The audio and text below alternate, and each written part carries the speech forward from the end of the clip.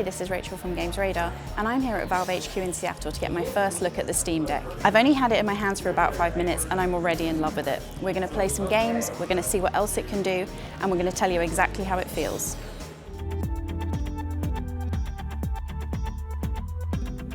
First thing I noticed picking it up is, while it does feel big, it's not uncomfortable to hold. The ergonomics of it are really, really nice. It feels really premium. It's not as heavy as I was expecting. The first game I'm checking out on it is The Witcher 3 Wild Hunt, because that's probably the game I've played on the most platforms. The screen feels really nice and clear. It definitely feels like an upgrade from when I've been playing it on the Switch. But what's really interesting is just how many control options the machine has. There's the 2 touchpads on the front, the 2 sticks, you've got your usual buttons, D-pad.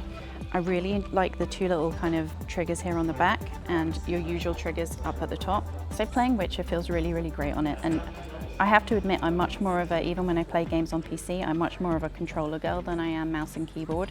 So to me, it just feels really, really natural. Volume, a headphone jack, your USB-C, and power. So this is the classic kind of, if you haven't played Prey, this is the classic opening scene with amazing music. You're in a helicopter landing on a roof building, and it really does look great, you know. I mean, obviously if you're the kind of person that gets really obsessive over kind of having the ultimate graphics card and 4K graphics and everything like that, then you're definitely gonna, you know, see a difference playing on a handheld. But for me, I think this looks absolutely great, and I'd be happy to experience a lot of my favorite PC games this way. Just for an example, so that's the Steam Deck, and this is my Switch. So you can really see the kind of similarities in terms of design, but in terms of screen size, just the space you have for kind of those extra control options, it's a real contrast. And it's definitely heavier, but it also feels nicely balanced. So it's not kind of awkward to hold. Yeah, I mean, I don't feel like when you've actually got it at home, playing on this is going to feel like a vastly kind of more awkward experience than playing on this. So Valve has set this up so that we can see the difference between the type of glass they've used for the different models. So on your left-hand side, you have the 64GB, 256GB option, which is just a standard LCD screen. On the right-hand side is the premium anti-glare etched glass, which you'll get if you've ordered the 512GB model.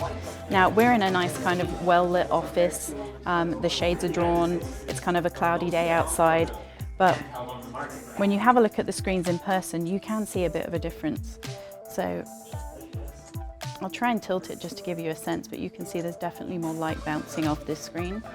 Whereas with the premium version and the anti-glare, it's definitely dull. You can still see some of the light, but it's not quite so kind of noticeable. It's going to be really interesting to see, you know, just how the Steam Deck opens up the PC gaming audience as well. I'm a big PC gamer, but I can definitely see this becoming my go-to machine when I just want to sit down and play an indie. And there's lots of people who either the idea of kind of maintaining and running a big gaming PC doesn't appeal to them, or it's just not accessible to them. They are not cheap machines to buy. They are not cheap machines to maintain.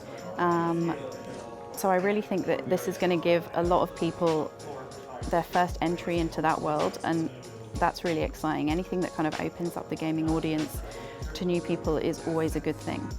So we're coming to the end of our hands-on session with the new Valve Steam Deck, and the biggest compliment I can give it is that I want to take this prototype and stick it in my bag and steal it. We've got to see how it runs some of the biggest games on Steam, and I'm really impressed. You can read more about it on Games Radar and check out all our other games content too.